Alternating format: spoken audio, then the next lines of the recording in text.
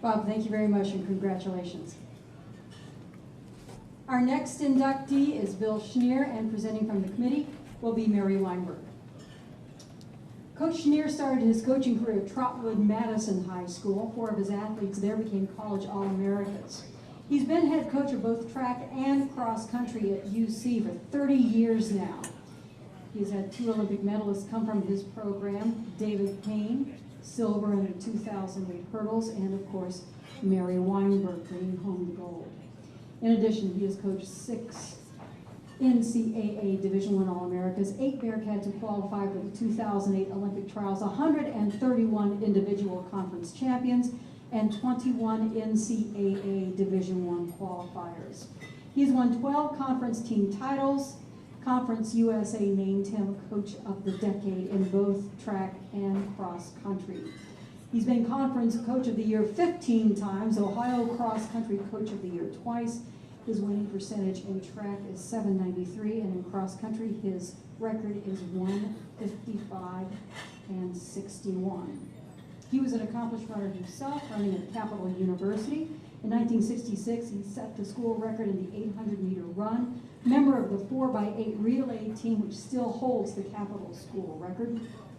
He was inducted into the Capital University Hall of Fame in 2010 and became a member of the OAT CCC Hall of Fame in 2011, and he has done a lot of this at UC against all odds with minimal scholarships.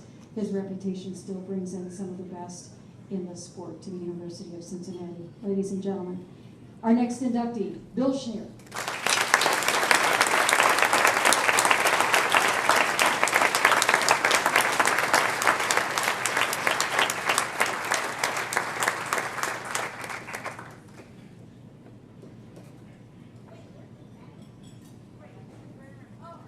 Thanks so much, Betsy. Thanks, Mary.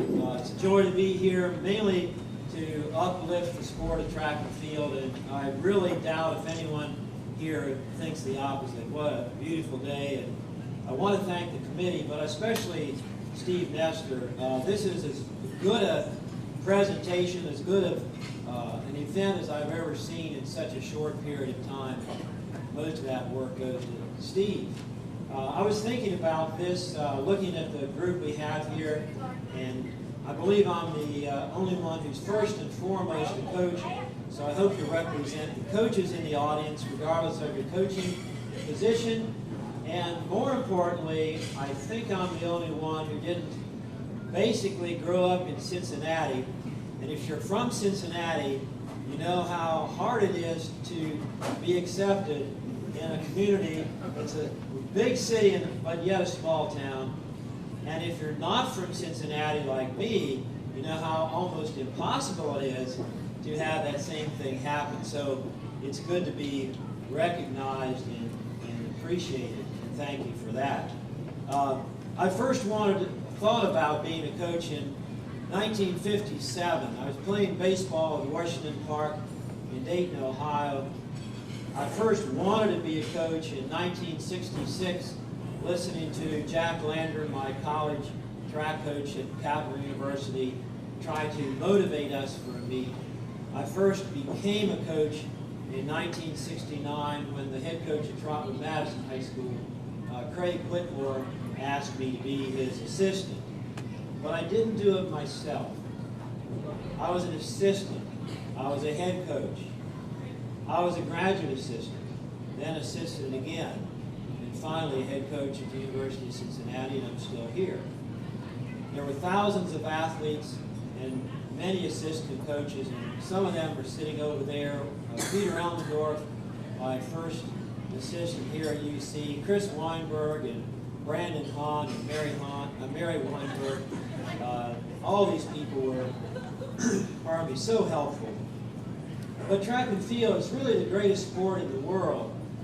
It began when that saber-toothed tiger chased that caveman out of the cave for the first time. It's as simple as watching my mother beat 8 other ladies to the tree and back at a Cub Scout picnic at John Bryan State Park,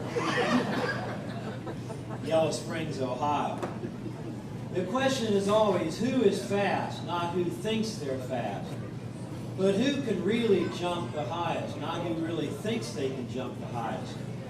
It's as simple as hunters hunting for animals with spears, or soldiers sitting around a campfire trying to figure out who's the strongest and using cannonballs to prove it.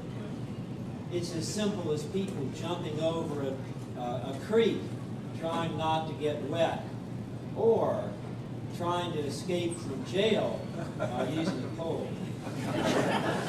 This is the sport. So it answers the question, who's the fastest? Who's the strongest? Who jumps the best? Who can run the farthest? I've coached 43 years, over 5 different decades. I was playing baseball in 1963 when President Kennedy said, "Ask not what you can do for your country, ask what you can do, what the country." You know what I mean. Thank goodness he was doing that instead. The moral of that story was going to politics. And Jim Ryan actually did. I was coaching cross country in 1970 when Neil Armstrong came back from the moon, when he said, "One small step for man, one giant step for mankind." Go into space. I was born during World War II, when people said, "Be a soldier." I was coaching at Trotwood Madison High School during the Vietnam War, when people said, "Don't be a soldier." I was teaching at the Miami Valley School in Dayton during Super Bowl I, and teaching and coaching at the University of Cincinnati during Super Bowl 45. The moral of the story is get rich from sports. Most of us didn't accomplish that. But I've had many adventures in this journey, almost all of them good. And I think back to 1971 when I was coaching at Trotwood Madison High School. We were trying to get to Sauble Beach, Ontario for cross-country camp. We had 2 cars making that trip, and one broke down in Findlay, Ohio. And we jammed as many people as we possibly could in that one car, and the rest of us had a hitchhiking race all the way up to Ontario. And my wife, Kathy, said, "You could never do that today. That's one of the dumbest things you've ever done in your life." And right as she was, all I knew is we were not going to miss that camp, and we didn't. My first year at the University of Cincinnati is 1981. Our team in Metro Conference meet, Florida State University, finished 5th in that meet, which doesn't sound like much now, but it sounded like a lot at the time. And that team sang all the way home from Tallahassee, Florida, in Peter's van, 14 hours of singing, all of it well spent. It's a beautiful day. Oftentimes we go to the Drake Relays in Des Moines, Iowa. We usually have 1 van and sometimes 2. And after the 4x400 relay, we ran from the track to the van so we could get a head start and beat the traffic. And we drove 3 hours to Davenport, Iowa, where we ate at the machine shed with the farmers from Iowa. And we watched the sun set to our backs.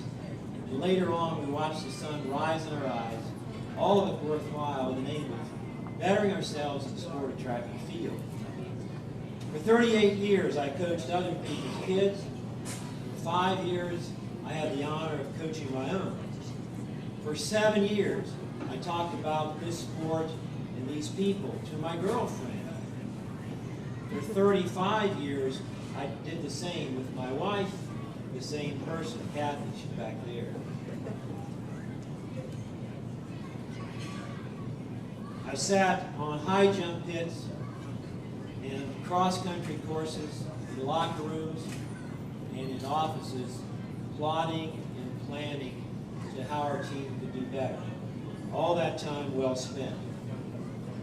But mostly what I remember of all those things is driving those UC vans on those many trips to places like Bloomington and Columbus and Tallahassee in Philadelphia, in Des Moines, in Lexington.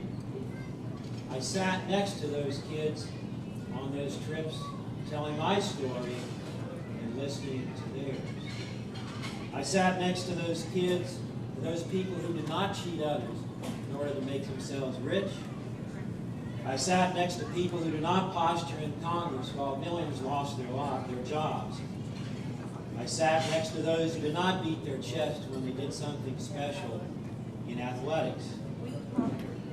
I sat next to people who honored their country by enhancing life in America rather than taking the lives of people just like themselves in faraway lands on the streets of American cities. I sat next to those who started out as athletes and ended up as students. I sat next to those who were boyfriends and girlfriends, then husbands and wives, and then mothers and fathers. I sat next to those who were last in races and those who won silver and gold medals in Olympic Games. The track and field athlete these days, except for today, doesn't get too much credit. They don't get too much honor. And yet, these people are the ones you want to hire. These people are the ones you want as your neighbors. These people are the ones you want to marry. They're the best. It'll be an honor today for serving these athletes, and I do appreciate that honor. I hope it's true. But mainly, what I want to do is say thanks to all those people who worked with me, those athletes under my tutelage, who made my life so much fun.